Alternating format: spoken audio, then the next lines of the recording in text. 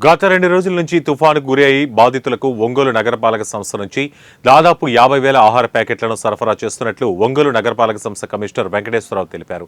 ఈ సందర్భంగా ఆయన మాట్లాడుతూ తుఫాను ప్రభావిత ప్రాంతాలైనటువంటి విజయవాడ తదితర ప్రాంతాలకు ప్రకాశం జిల్లా నుంచి తమ వంతు సాయంగా అల్పాహార ప్యాకెట్లను పంపిస్తున్నట్లు అన్నారు. మంత్రి నారాయణ ఆదేశాల మేరకు మున్సిపల్ సిబ్బందికి పారిశుద్ధ్య కార్మికులకు పంపిణీ చేసినట్లు పేర్కొన్నారు.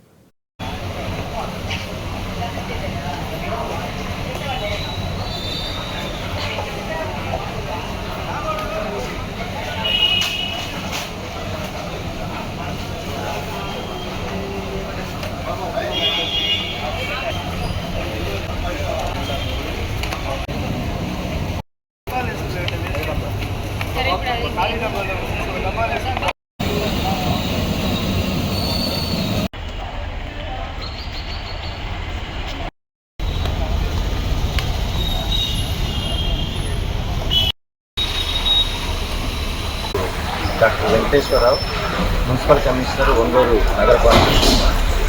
నిన్న మన జిల్లా కలెక్టర్ గారి యొక్క ఆదేశాల మేరకు, రాష్ట్ర ప్రభుత్వం యొక్క ఆదేశాల మేరకు దాదాపుగా నిన్న ఏదైతే మనం వరద బాధితులు ఉన్నారో విజయవాడ నగరంలో చాలామంది ఇల్లు నీట మునిగి చాలా ఇబ్బందులు పడుతున్న నేపథ్యంలో మా జిల్లా కలెక్టర్ గారి ఆదేశాలతో దాదాపుగా 1,00,000 బిస్కెట్ ప్యాకెట్లు, అలాగే దాదాపు 80,000 వాటర్ బాటిల్స్, అలాగే వారికి కావలసినటువంటి క్యాండిల్స్ కానీ అగ్గిపెట్టెలు కానీ 50,000కు పైగా అగ్గిపెట్టెలు క్యాండిల్స్ పంపించాము. అలాగే ఈరోజు మరి వాళ్ళందరికీ కూడా బ్రేక్ఫాస్ట్ కోసం 50,000 మందికి మరి ఉప్మా మరియు ఈ టమోటా బాత్ చేసేసి ఇప్పుడే లారీలో పంపించడం జరిగింది.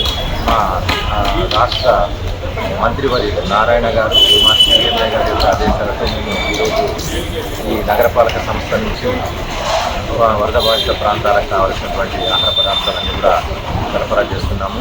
అట్లాగే ఈరోజు దాదాపు 110 మంది పారిశుద్ధ్య కార్మికులను అక్కడ పారిశుద్ధ్య నిర్వహణ కోసమే మా సీఎంఏ గారి ఆదేశాలతో అక్కడికి వాళ్ళని 2 బస్సుల్లో పంపిస్తున్నాము.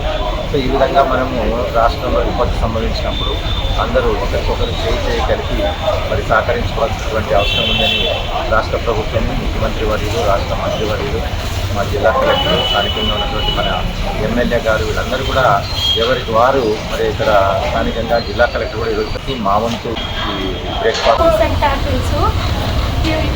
మాతో ఎంఈ గారు, డిఈ గారు తుఫాన్ బాధితుల కోసం ఫుడ్ ప్రిపేర్ చేయమని ఆర్డర్ ఇచ్చారు.